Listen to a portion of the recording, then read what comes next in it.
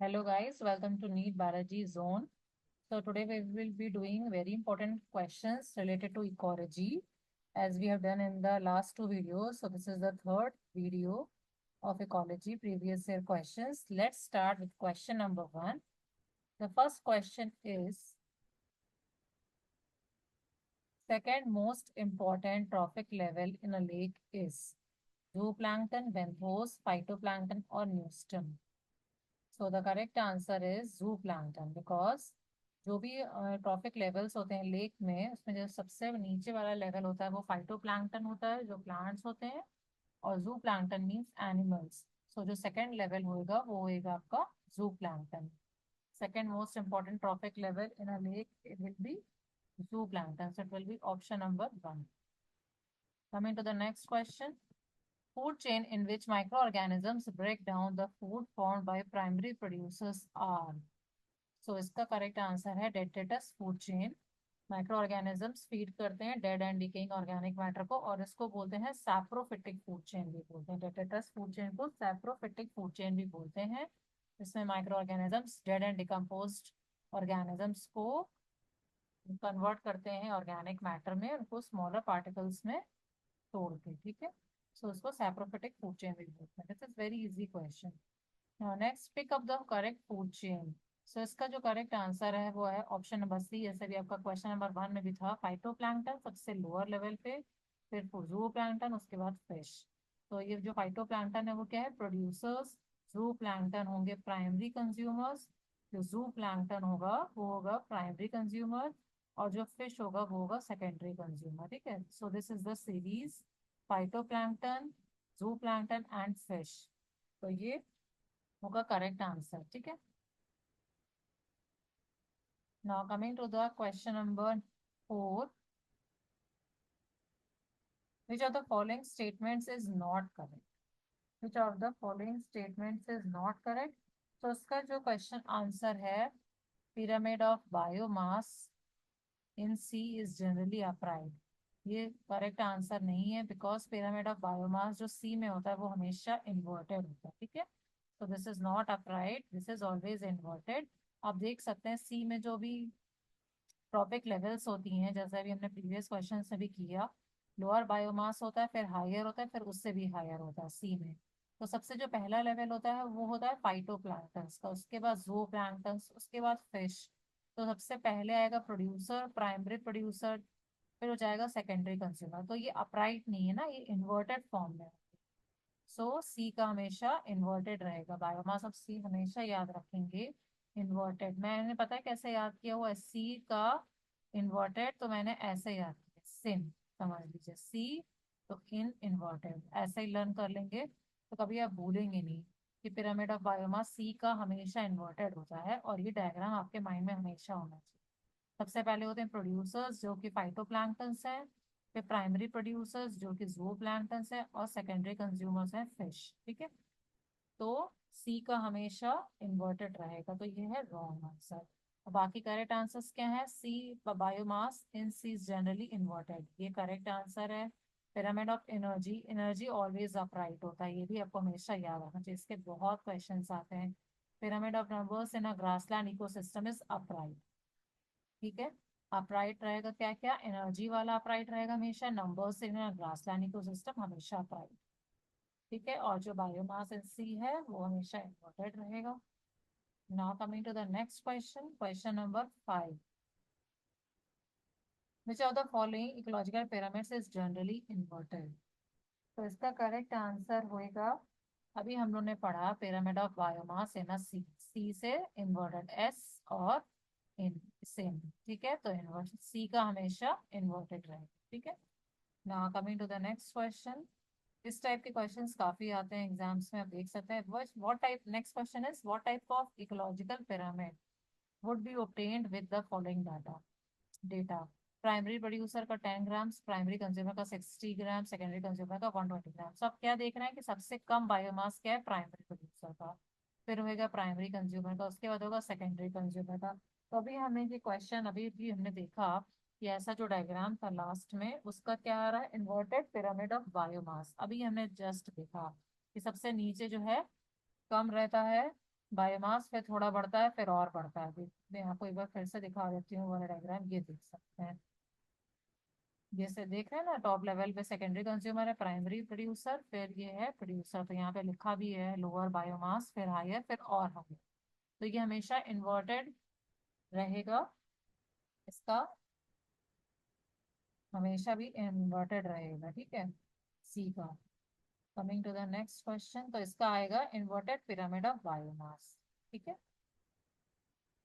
फिर which ecosystem has the maximum biomass, which ecosystem has the maximum biomass, तो इसका answer होगा forest ecosystem. और डेजर्ट का हमेशा लोएस्ट होता है, ठीक है। जो फॉरेस्ट इकोसिस्टम होता है वो 70% ऑक्यूपाई करते हैं, ठीक है। 70% ऑक्यूपाई करते हैं फ्लोरा एंड फौना। तो इसका करेक्ट आंसर होगा option number D, forest ecosystem. Now coming to the next question, which of the following would appear as the pioneer organisms on bare rocks? तो इसका करेक्ट आंसर होएगा lichens. इसका correct answer होएगा lichens. Lichens हमेशा भी bare rocks में present रहेंगे and they are resistant to extreme temperature. ये भी आपको पता होना चाहिए, जो लाइकेंस होते हैं ये हमेशा रेजिस्टेंट होते हैं एक्सट्रीम टेम्परेचर पे, ठीक है। इसीलिए वो रॉक्स वाले एनवायरमेंट में ग्रो हो जाते हैं। Secondary succession takes place in, secondary succession कहाँ पे होगा? सेकेंडरी सक्सेशन हमेशा होएगा डिग्रेडेड फॉरेस्ट, जहाँ पे प्रीवियसली कॉलोनाइज्ड हो चुका है या कुछ भी डैमेज हो चुका है, जिस भी एरिया में फायर की वजह से या कोई भी और रीजंस की वजह से, मतलब एक बार वहां पे बस चुका है और फिर से दोबारा वहां पे कुछ स्टार्ट होने जा रहा है, शॉर्ट आपको ऐसे समझना है। तो सेकेंडरी इसीलिए उसको बोलते हैं, जहाँ पे एक बार पूरा सब कुछ कॉलोनाइजेशन हो चुका है, फिर डैमेज हो गया, फायर लग गई या कुछ भी हो गया, तो डिग्रेडेड फॉरेस्ट होगा। न्यूली न्यूली जहाँ पे भी लिखा हो वो तो ऑप्शन है ही। और बेयर रॉक में तो हमेशा लाइकेंस होते हैं, तो डिग्रेडेड फॉरेस्ट इसका correct answer. Now coming to the next question, during ecological succession क्या होता है? तो इसका आंसर नंबर है option number D, during ecological succession.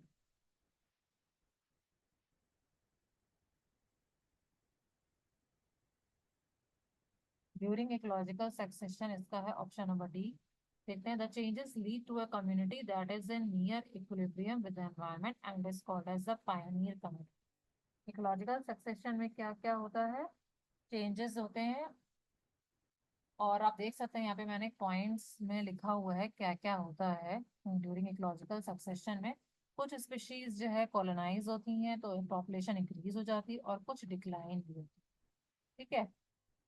तो बहुत सारे चेंजेस होते हैं that lead to a community that is in near equilibrium with the environment के साथ जो चेंजेस बैलेंस करेंगे, और उसको बोलते हैं पायनियर कम्युनिटी फॉर्मेशन होता है, ठीक है। तो कुछ कॉलोनाइज भी होंगे स्पीशीज, वो उससे पॉपुलेशन इंक्रीज होएगी, और कुछ डिक्लाइन भी करेंगे। तो ये सारी चीजें किसमें होती है? Ecological succession. तो इसका correct answer option number B. Coming to the next question, the rate of decomposition is faster in the ecosystem due to the following factors except. So this is very important question. This type of questions are asked in the exam. तो आप देख सकते हैं इसका answer है the rate of decomposition जो faster किसमें रहेगा? हमेशा हमेशा इसमें फास्टर रहेगा जब भी डेट्रिटस जो है रिच है लिग्निन और काइटिन में, ठीक है। हमेशा ये रहेगा जब भी detritus rich rich in lignin and chitin.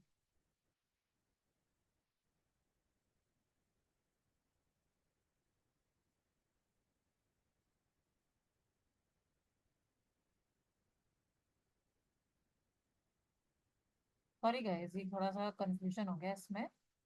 ये तो detritus is rich in lignin and chitin में स्लो रहेगा प्रोसेस, यहाँ पे मैं लिख देती हूँ, और इसका करेक्ट आंसर होएगा warm and moist environment. Oh, sorry.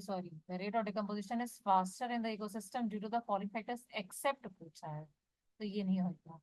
इसका आंसर यही एक्सेप्ट पूछा है। They are not asking what is the correct answer. They are asking what is the answer except.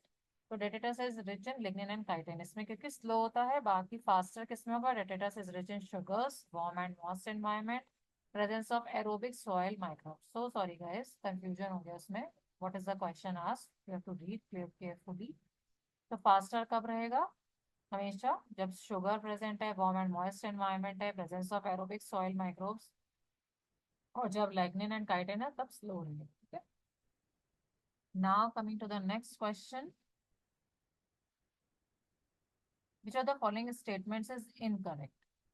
तो इसका आंसर है option number B, energy content gradually increases from first to fourth trophic level. This is wrong, energy content gradually increase नहीं होता है, decrease होता है, क्योंकि आप देखते हैं लिंडमैन्स रूल ऑफ एनर्जी है, तो हर एक टॉपिक लेवल में 90% ऑफ द एनर्जी डिक्रीज हो जाती है, सिर्फ 10% ट्रांसफर होती है, तो डिक्रीज हो रही है, नॉट इंक्रीज हो रही है।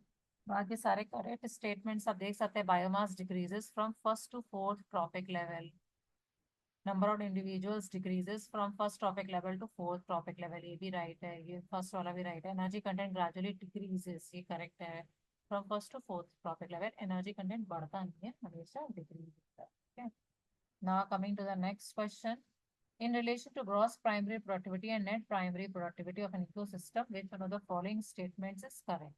तो इसका करेक्ट आंसर है option number A, gross primary productivity हमको पता है टोटल होता है, टोटल बायोमास जितना बना माइनस रेस्पिरेशन, जीपीपी यहाँ पे लिख देती हूँ, जीपीपी माइनस रेस्पिरेटरी लॉस जो भी हुआ इज इक्वल टू एनपीपी। ये इक्वेशन बहुत इंपॉर्टेंट है, मैंने प्रीवियस वीडियोस में भी इससे रिलेटेड बहुत सारे क्वेश्चंस कराए हैं, देख सकते हैं यूट्यूब पे।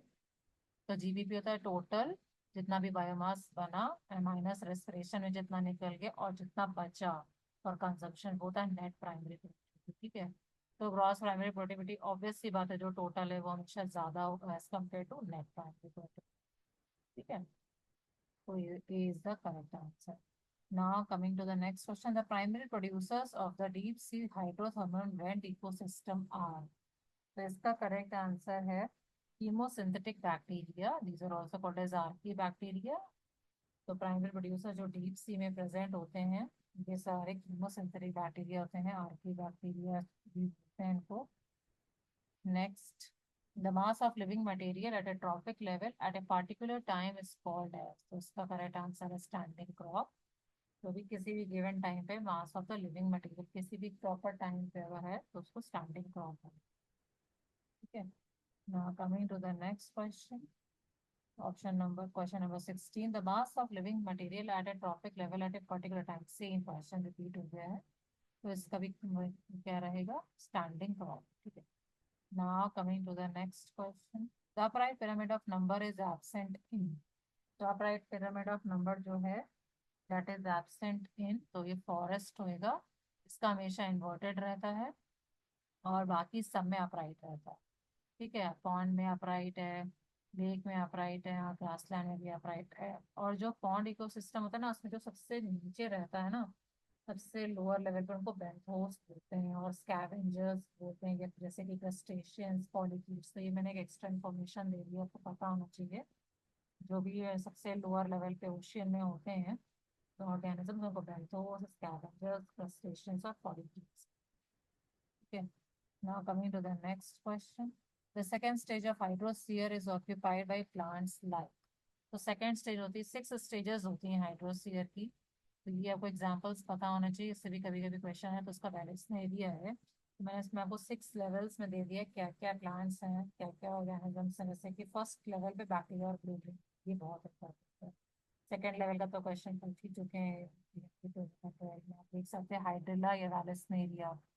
थर्ड लेवल पे जोला ट्रैपा वॉल्फिया, फोर्थ पे टाइफा सैगिटेरिया, फिफ्थ लेवल पे साइप्रस जनकस, सिक्स्थ में आएगा सैलिक्स, एलनस और पॉपुलस। तो ये सब आपको बहुत ध्यान से एक बार नोट कर लीजिएगा इसको, बहुत जरूरी, कभी कभी क्वेश्चन इससे भी आ जाता है। नेक्स्ट है, which one of the following statements for pyramid of energy is incorrect, where is the remaining. अच्छा, इसमें कुछ क्वेश्चन है, is incorrect, but which one of the following statements for the pyramid of for energy is incorrect? तो इसका correct answer है incorrect। ये whereas ये हटा दीजिए, whereas ये एक्सटेंड आ गया है। It is inverted in shape, क्योंकि पिरामिड ऑफ एनर्जी हमेशा अपराइट होता है, पिरामिड ऑफ एनर्जी हमेशा अपराइट होता है। तो इसका करेक्ट आंसर होगा it is inverted in shape, ठीक है। Next is most animals that in deep ocean water, that in deep oceanic water are. तो जो डीप ओशनिक वाटर में प्रेजेंट होंगे उनको बोलते हैं हम लोग बेंथोस। स्कैवेंजर्स, जो मैंने आपको एक्स्ट्रा इंफॉर्मेशन दी थी, बेंथोस, स्कैवेंजर्स, क्रस्टेशियंस, पॉलीकीट्स, ये सारे रहते हैं उसमें। तो इसका करेक्ट आंसर है most animals that in deep oceanic water. इसका करेक्ट आंसर है डेट्रिटिव। इनको हमेशा डेट्रीवोर्स, स्कैवेंजर्स, बेंथोस, ये सारे डीप ओशनिक वाटर में हमेशा डेट्रिटिवोर्स ही होता है, ठीक है। बेंथोस, स्कैवेंजर्स और पॉलीकीट्स और क्रस्टेशियंस, तो ये सारे इसमें होते हैं। So these are the 20 very important questions you must revise once. Thank you guys. Please like and subscribe to my channel and like the video. Hope you like this series of these very important questions. ये बहुत important है आपके लिए, exams के लिए practice जरूर करिएगा and like my video. Thank you guys.